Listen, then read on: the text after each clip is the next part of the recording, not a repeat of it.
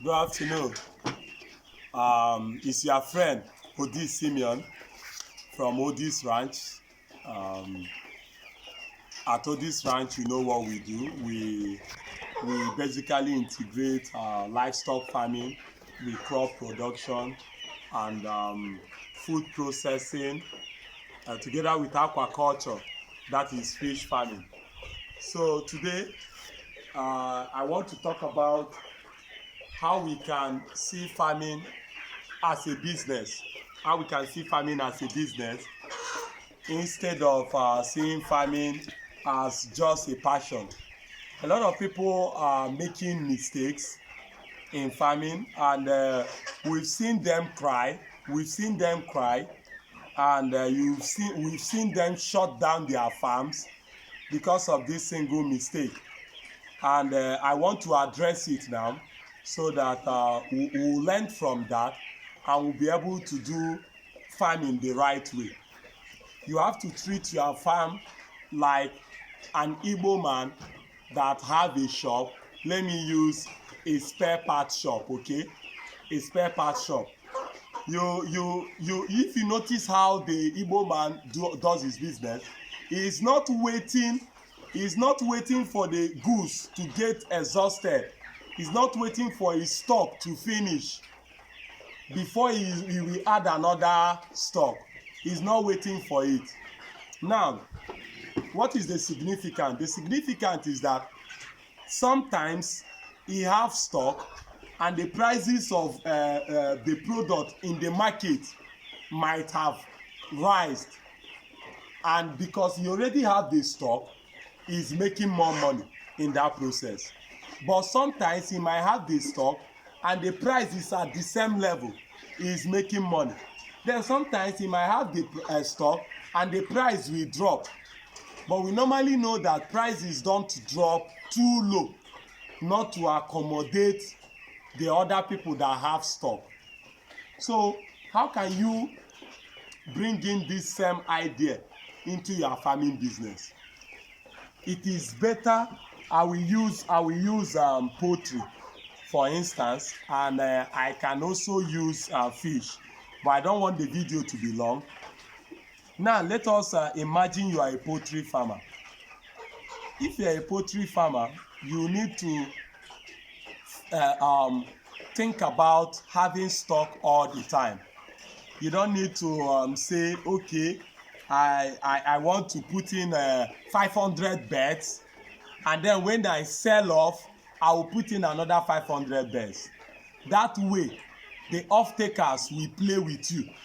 The off-takers will know you are a novice in this business. And because they know that you are pressed, that you want to sell, they will give you prices that are ridiculous, prices that you cannot even benefit anything from the business. Now, instead of, if your capacity is 500, instead of stocking 500 beds, I will advise you to divide that room into two.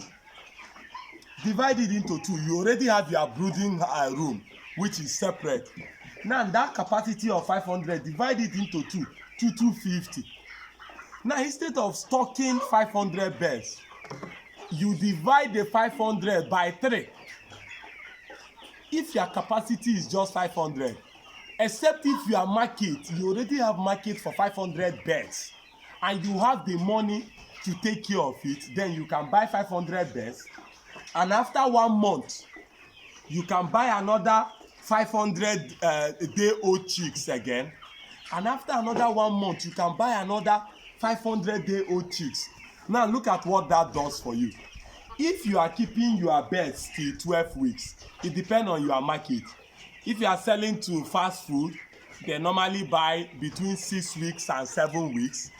If you are selling to families, that is, if you are selling directly to the consumers, they normally prefer from 10 weeks above. Now, depending on the time you are selling your beds. But for the sake of this video, I'm going to use 12 weeks. That's 3 months. I'm going to use 12 weeks for this.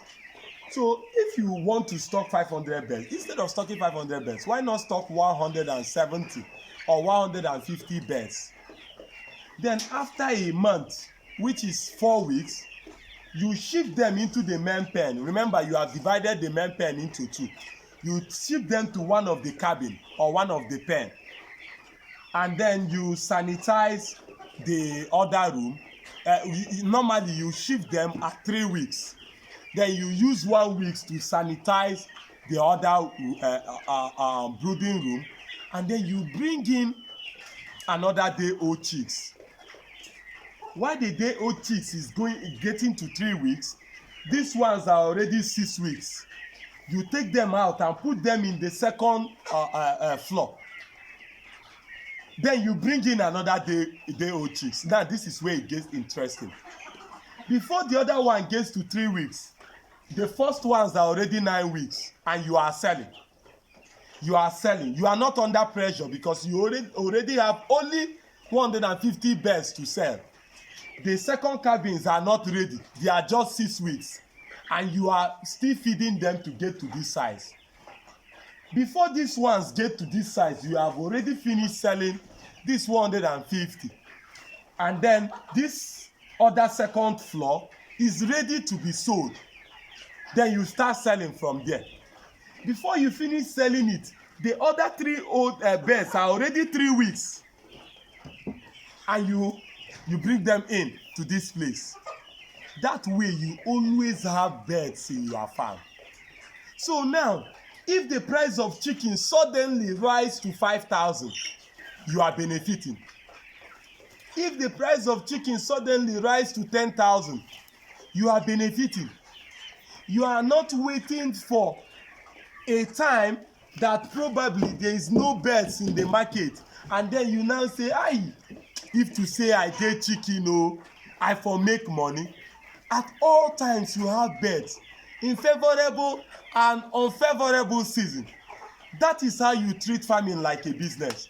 You don't tell me that a spare part seller, because the border closed and the price of the price of spare parts have risen up, and he will not buy spare parts.